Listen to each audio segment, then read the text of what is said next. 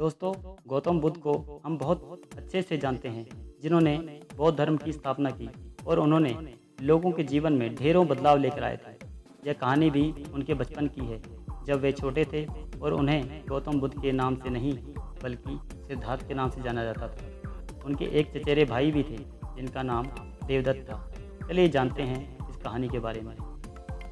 राजा सिद्धार्थ के महल के पास एक उद्यान था, जहाँ पर राजा सिद्धार्थ बैठकर प्रकृति का आनंद लिया करते थे। एक दिन जब वे अपने बगीचे में बैठे हुए थे, तभी एक घायल हंस उनके पैर के पास आकर गिरा। उसके शरीर में एक तीर लगा हुआ था। उसे देखने से प्रतीत हो रहा था कि किसी शिकारी ने उसका शिकार किया है। हंस को तकलीफ में देखकर और उसे यूं ही फुसलाता देखकर राजा सिद्धार्थ का दिल पिघल गया और उन्होंने उस हंस की सहायता करनी चाहिए। उन्होंने सबसे पहले उस हंस के शरीर में से वह तीर निकाला और घायल जगह पर मलहम लगाकर उसकी पट्टी की। यह सब कर लेने के बाद देवदत्त कुछ खोजता हुआ सिद्धार्थ के पास आया। देवदत्त जैसे ही सिद्धार्थ के पास आया, उसने कहा, अच्छा तो यह तुम्हारे पास है, लाओ इसे मुझे दे दो। इसका शिकार मैंने किया है।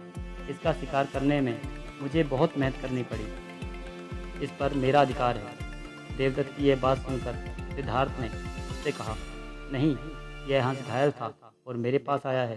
मैंने इसकी मदद की है और उसकी जान बचाई है, इसलिए इस पर अधिकार मेरा है। दोनों भाइयों के बीच में हंस के अधिकार को लेकर बहस होने लगी।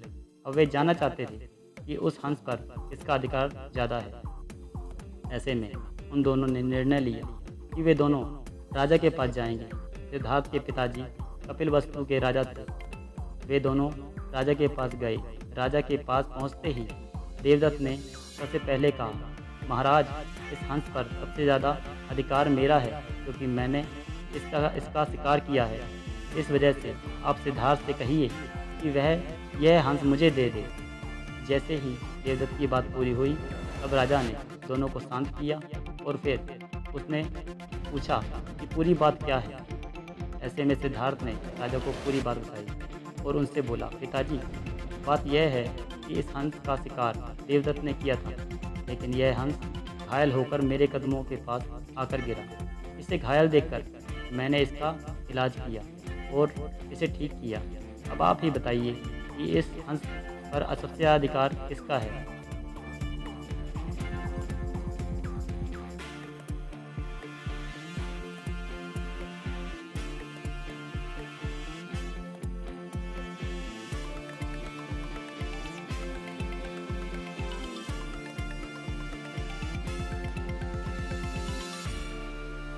राजा ने इस मामले पर अच्छे से विचार किया।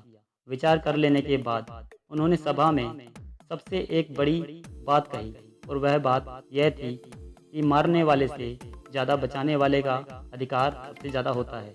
इसलिए इस हंस पर सबसे ज़्यादा अधिकार सिर्फ और सिर्फ सिद्धार्थ का है, क्योंकि उसने उस हंस को मारा नहीं बल्कि उसे घायल देखकर उसका इलाज किया है और उसकी जान बचाई है। राजा के ऐसा कह लेने के बाद देवदत्त को बात अच्छे से समझ आ गई। वह भी जान चुका था कि मारने वाले से ज़्यादा बचाने वाले का अधिकार सबसे ज़्यादा होता है। इस कहानी से हमें समझ में आता है कि मारने वाले से ज़्यादा बचाने वाला बड़ा होता है और उसका अधिकार भी मारने वाले से ज़्यादा होता है। इसलिए हमें भी दूसरों की मदद करनी चाहिए और परेशान लोगों की सहायता करनी चाहिए। ऐसा करने से हम अपने आसपास के समाज को अच्छा और बेहतर बनाते हैं। एक अच्छा समाज ही एक अच्छे देश की पहचान होती है। इसलिए आप भी आज से प्रण कीजिए कि आप भी दूसरों की सहायता ज़रूर करेंगे।